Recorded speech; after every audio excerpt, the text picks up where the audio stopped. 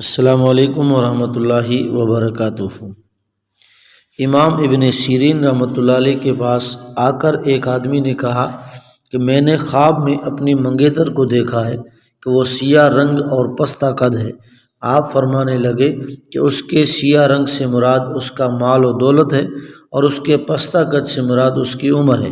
لہٰذا تھوڑا ہی عرصہ گزرا کہ وہ فوت ہو گئی اور اس کی وراثت اس آدمی کو مل گئی۔